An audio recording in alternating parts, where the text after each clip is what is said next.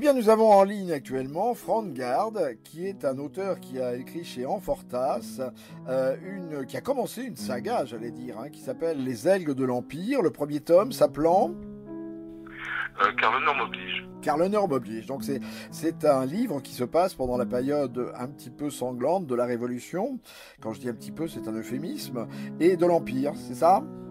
Oui, le premier tome se déroulant en septembre 1792, donc avec les massacres de septembre particulièrement. Donc c'est un épisode particulièrement sanglant, oui, effectivement, pour le coup.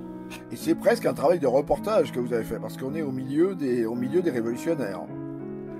J'essaye effectivement de faire vivre au lecteur cette époque avec ses personnages, avec ses humeurs, les humeurs de l'époque, j'essaie de tracer un tableau de la société d'époque en faisant intervenir un peu tous les personnages, toutes les classes sociales, toutes les classes d'âge également, en défendant à chacun leur point de vue avec le maximum d'empathie pour chacun des protagonistes. Alors, on va essayer de vous connaître un petit peu mieux, Franck Gard. Quel est votre principal trait de caractère ? Dites-nous tout. Alors, je dirais que je suis essentiellement un affectif. Un affectif. Bon. Ensuite, est-ce que vous avez un livre qui vous a marqué dans votre vie ou qui vous marque encore ? Alors, il y en a heureusement beaucoup, mais je dirais probablement C'est pour moi-même de Marc Aurèle. Vous avez un héros qui s'appelle Marc Aurèle. Marc Aurèle d'Énac d'ailleurs. Parce qu'une fois qu'on a accepté l'idée stoïcienne de se désintéresser de ce que l'on ne maîtrise pas, on se débarrasse d'un fardeau bien inutile et ça plutôt agréable. D'accord. Alors, quelle est en dehors de l'écriture votre occupation préférée ? Alors, je dirais rêver pour écrire. Les deux choses sont indissociables à mon sens, car si on écrit sans rêver, on est sur quelque chose d'assez sec tout de même, et si on rêve uniquement, c'est toujours stérile. En fait, nos rêves, ça s'évapore assez rapidement si on ne les concrétise pas d'une manière ou d'une autre. En écrivant, j'essaye d'incarner certains rêves, voilà, pour pas qu'il nous reste plus que des regrets. Alors, est-ce que vous avez un animal préféré ? Alors, la réponse logique serait l'aigle, mais ce serait quand même un petit peu schéma. Je dirais le chien, parce que c'est un animal qui est tellement dépendant de l'homme, tellement loyal envers son maître, que je trouve il a une loyauté absolue et inconditionnelle. Alors, quels sont vos auteurs préférés ? Alors, je lis plus beaucoup de romans, hélas, depuis que j'ai commencé à écrire les Aigles de l'Empire. Le dernier écrivain qui m'a vraiment impressionné, c'est Sylvain Tesson. J'aime beaucoup son écriture et aussi sa personnalité. C'est un homme qui est libre, qui manque pas de panache. C'est rare à l'époque. Et alors, quand vous écoutez de la musique, quels sont vos compositeurs que vous écoutez en boucle ? Alors là aussi, il y en a plusieurs, ça dépend un petit peu de l'humeur. J'ai une préférence en ce moment pour Schubert. C'est d'ailleurs, j'ai une tendresse particulière pour cette mélodie hongroise. J'ai d'ailleurs utilisé sur la bande-annonce des Aigles de l'Empire.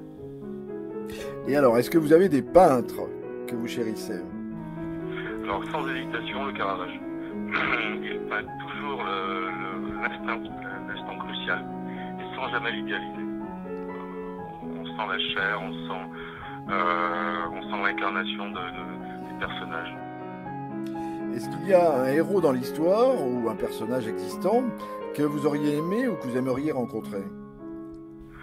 Alors là, du coup, Napoléon, bien sûr, mais à condition de pouvoir lui dire, l'avertir des 3-4 erreurs qu'il doit absolument éviter. Alors, vous voulez plutôt connaître Bonaparte que Napoléon, alors ? Je sais bien qu'on a l'habitude de distinguer l'un de l'autre. Il y en a qui ont adoré, comme Hugo, qui ont adoré Bonaparte et qui ont détesté Napoléon. La France a un peu cette schizophrénie par rapport à cet homme-là. Je pense qu'il faut prendre l'ensemble, comme on prend la Révolution dans son ensemble. Je crois que l'un est indissociable de l'autre, même si la jeunesse romantique de Bonaparte est toujours plus séduisante que l'empereur installé. Voilà, mais c'est quand même Napoléon qui est Austerlitz. Et c'est Napoléon qui a concrétisé toute cette gloire pour la France et toutes ces institutions qui nous a laissées. Alors, je suis Napoléon, vous me dites quoi ? Enfin, enfin, ravi.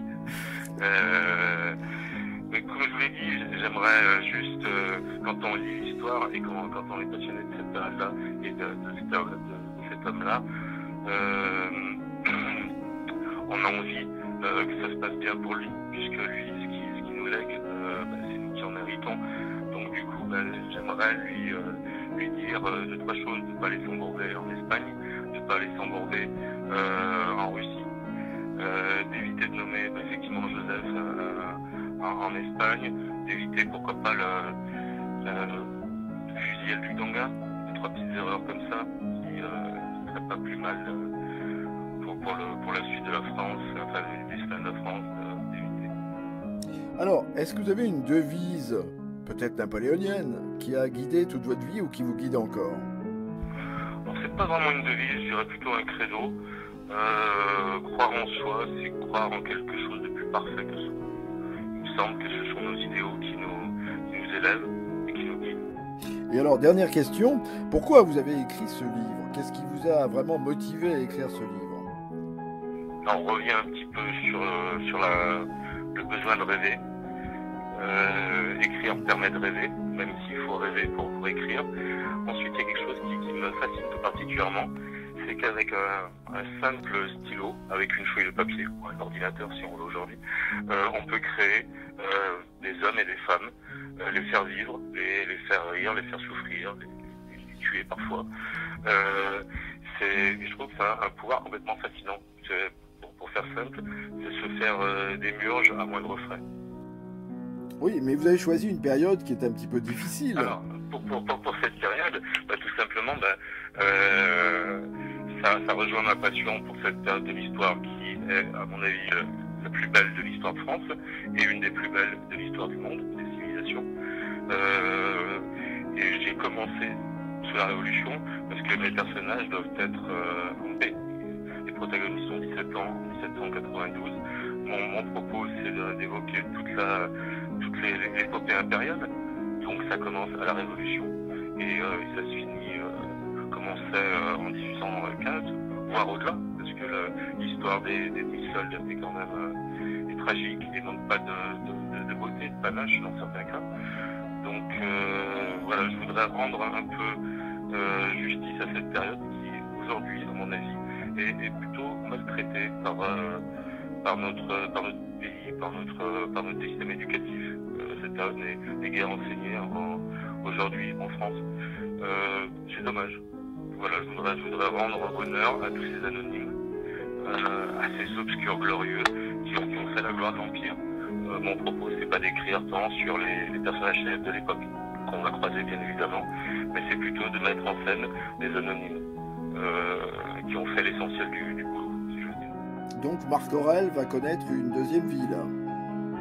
Alors Marc Aurèle et son ami, son compagnon d'armes et ses autres compagnons, puisqu'on croisait pas mal de personnes, effectivement, vont être le fil directeur de la saga Les Aigles de l'Empire. Ce sont eux, en fait, les Aigles de l'Empire.